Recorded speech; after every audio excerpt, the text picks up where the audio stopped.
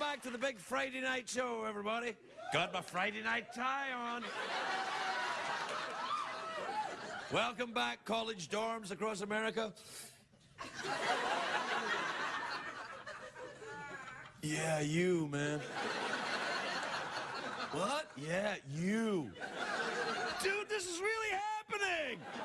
Yeah, it is.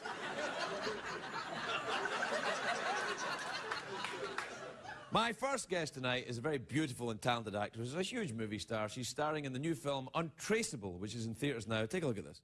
Holy crackers. You can't stop it there. What happens? Please welcome Diane Lane, everybody.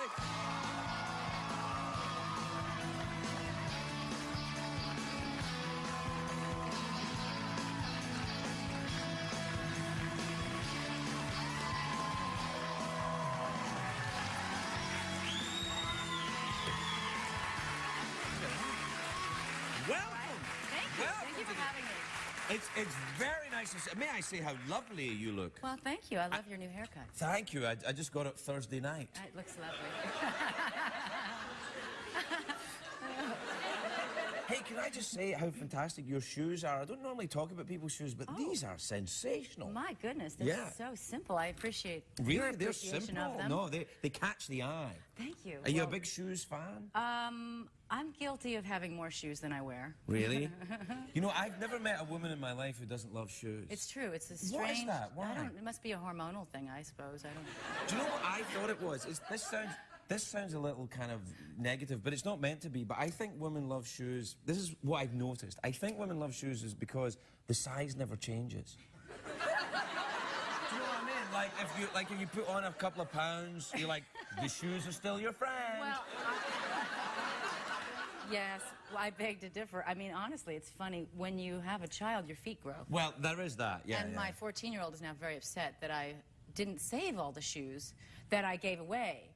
You gave away all these shoes? Well, because they didn't fit me anymore. What was I thinking? Yeah. I didn't realize. The kid's going to grow up and you save a fortune. She just wants my shoes. That's really what I exist for. What age is you have a daughter who's a daughter. 14? It would be strange if we were son, but you know. I was in San Francisco last weekend, and let me tell you. Well, it's all about my shoes, you know, just to look at.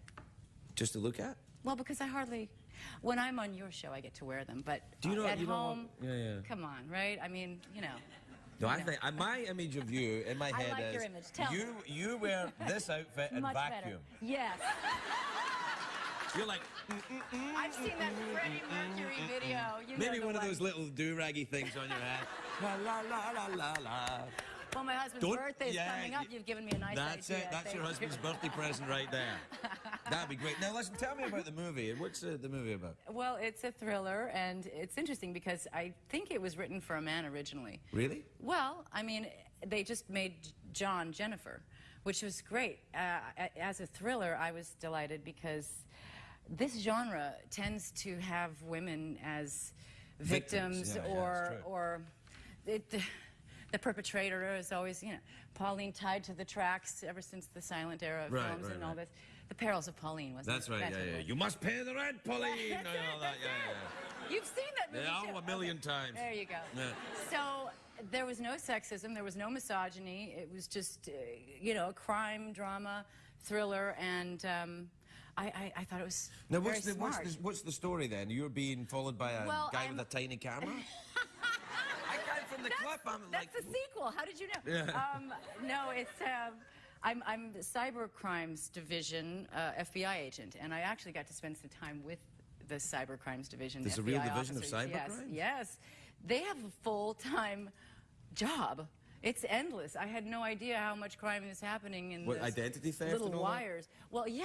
I mean, all kinds of stuff, and really protecting children. And, right, of course, nobody is who they say they are on the internet, of course. Yeah, that's the starting point, and then from there, anything is possible. So, and if somebody wanted to do half of the things that go on, you know, it's possible, and that's what's so frightening. And is it you're being followed around by an untraceable cyber criminal? No, I'm trying to stop live action badness, and it's being propagated, and the more that would put this show out of business. You do know that, don't you? The more people that tune in, the guy's keeping track, and it's sort of an indictment against what people choose to watch online, and it's very clever. I mean, do you as a censor criminal, your own? You have a teenage daughter. We talked about it. Do you censor her access to the internet? Or can you? I mean, is it even possible? The truth is, I mean, we all have to instill a little what I call Jiminy Cricket inside of everybody, and really, I think you know who you are when you're alone with a computer for as long as these kids are, or a lot of people. Where do you go when you feel like A, you're anonymous, B, nobody cares or is watching, and your appetites and proclivities are just sort of, you know, the you whole come on world this is show there quite available. clearly. No, but I think that's true. It is a completely unrestrained entitlement. Your appetites. That's the generation too that I'm dealing with. Is right. This is my private universe, Mom, and I don't want you to have the password. And I got a Facebook account, and she was so angry with me, like it was just her domain, and I had no right to have an account. No, that is weird though. I don't know. I don't think that my son's 6.5, so his access to the computer. You've got about 10 minutes. Yeah, I know. But the thing is, that I also feel okay physically tackling him when he reaches for the computer. So like when he's like, no. And I'll do that. I just saw that. Yeah, until he's 40, I'm going to do that. He's like, no, get away, Dad! For goodness sake, Dad, I have kids of my own. Get away from that computer! I like that. But I'm terrified that people have access to my child that I can't monitor. There's and I suppose that's what that is. There's that element, and I mean, it is kind of a litmus test, and we're just tour guides, parents, aren't we? I mean, really, what you were intending to do is to get people to a point where they have their own boundaries and they value them. So. And instill that in them. Well, now listen. Tell me about your. Did you live here? Do you live in Los Angeles? You from here? If you can call it living. No, I'm really? kidding. No, the big joke when you're from New York is there's no life after death. There's only LA. But I mean, I love LA. I've completely 180 degrees changed. I'm. Really? Do you surf? I've raised my children in the rearview mirror. Yeah. Do you? Are you into the Kabbalah and all that stuff? Do you do all that? Ooh. That's a big word. No, I'm kidding. No, I don't. Really? I thought you did. My grandmother was a Pentecostal preacher. Well, that'll do. Okay. Yeah. What are Pentecostals? I'm not quite sure what they do. Well, they don't handle this. Well, some do handle snakes. Right. But you get the Holy Ghost. They're zookeepers. There's more zookeepers that handle snakes these days. Animal wranglers on film sets. But yes, you get the Holy Ghost and you dance around, and it's a lot of fun. Yeah, it sounds good. Yeah, it's all right. Yeah.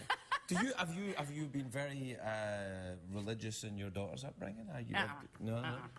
So how do you handle that? I let her. Well, I think that it's important to become familiar with all different creeds and cultures and faiths and. I had a weird one with my son the other day. Oh, we were talking about Alcatraz, and he said, I said all the bad people went there, and he said, did Hitler go there? And I said, no, Hitler didn't go there. He said, where's Hitler? I said, he's dead.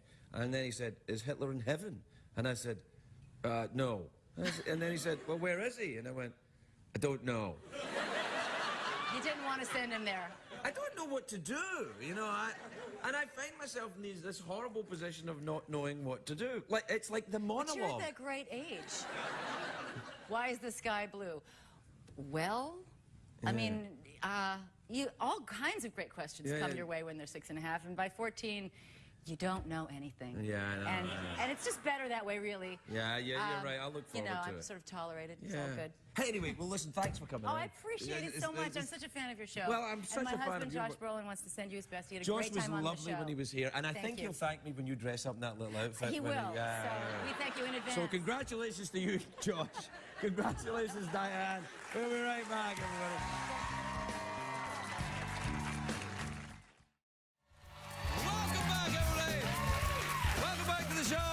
First guest tonight is an Oscar-nominated actress. That was me acting. But she is Oscar-nominated, and she's starring in a new film, Cinema Verite, which premieres on HBO. Oh. Well, that's not TV, is it?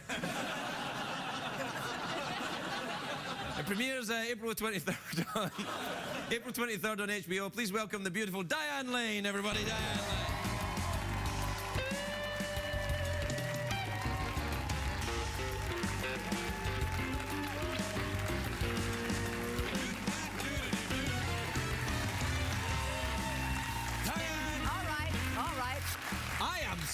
excited to see you, and I see I was right to be. Look at you. Well, thank you.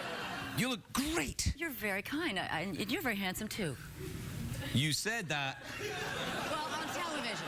Yeah, no, you said it with your mouth, but your eyes were looking a little kind of... Askance? Yeah, you were, well, you know, across here, perhaps? Oh. What is that? That's a snake cup. It's something that us gentlemen with the smaller penis use to overcompensate. We were just talking about my weenus backstage. Your weenus? Well, that's going to make the news. What's a weenus? I was told that it's this. Oh. When you straighten your arm, you don't want to do that. What Because then you see your weenus. It's late night, you know. Do I have a weenus? Let me help you with that. No, baby, I do not. Yeah. Oh, we touched our weenuses. Nice. Do you have any tattoos, by the way? Did you see that? Oh, my. Oh, yeah. That doesn't bode well for your weenus. No, yeah, it does. It's all in pieces. Yeah, but the pieces keep going and keep going. No, they don't. Early days yet. I just sat down. No. I'm worried where we're headed. If I had a nickel for every time I'd heard a woman say that. You don't have any tattoos, though, do you? No. Oh, really? You surprised me. Really? No, not at all, actually. Not at all. You're an Oscar-nominated actress. Ah, yes. What did you get the nomination for? Unfaithful. Unfaithful? Oh, yeah. No, that was good, that. Thank you. Yeah, no, you're good in that. Do you know what else I liked you in? Secretariat. I've been warned. Okay, where are we going? I think there might be someone at the door, Diane.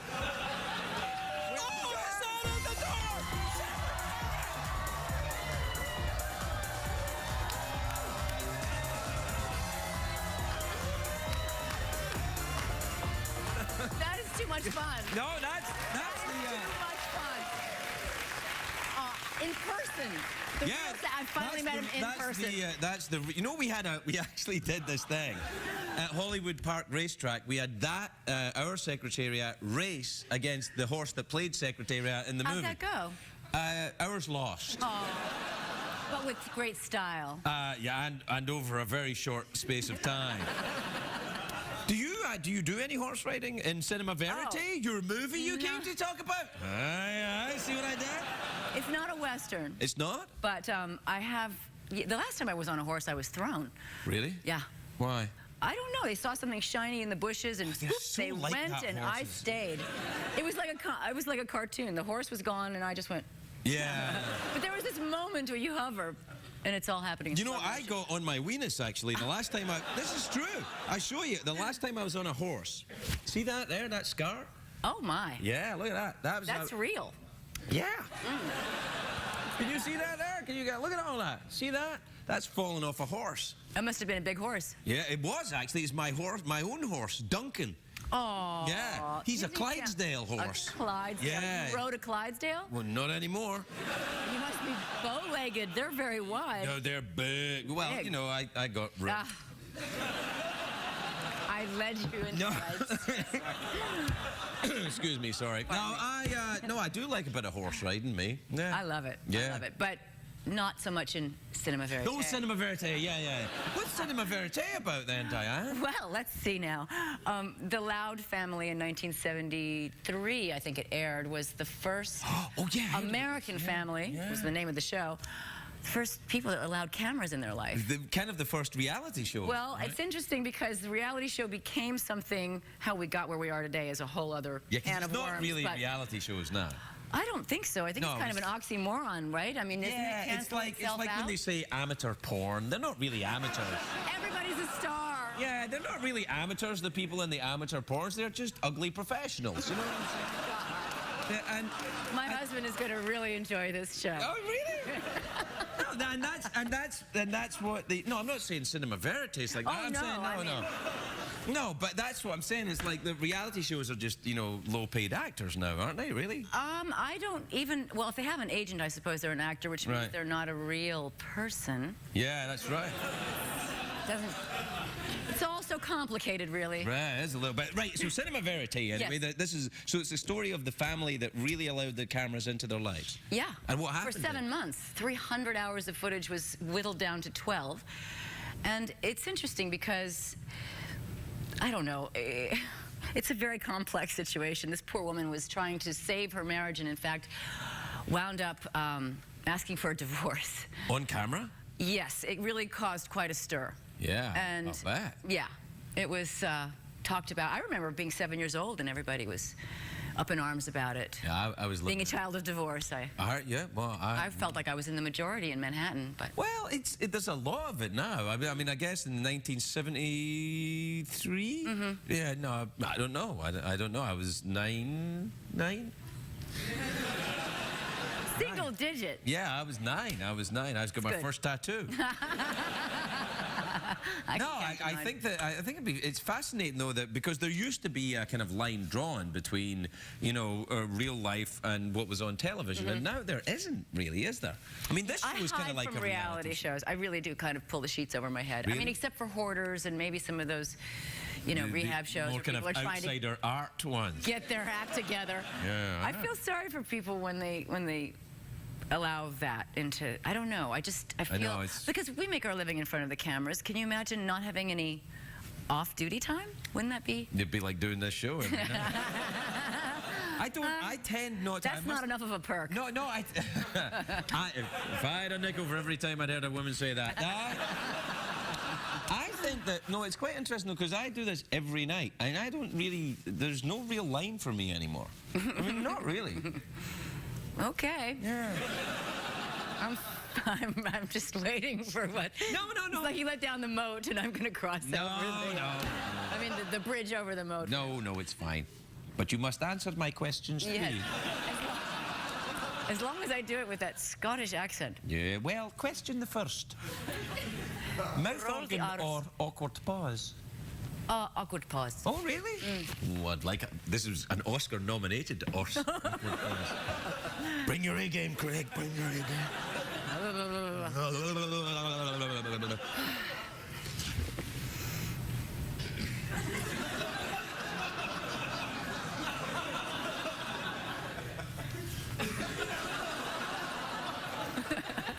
Oh, you really know how to milk this. Oh, yeah. I'm taking lessons. Did I interrupt it? I ruined it. No, it's all right. Sorry.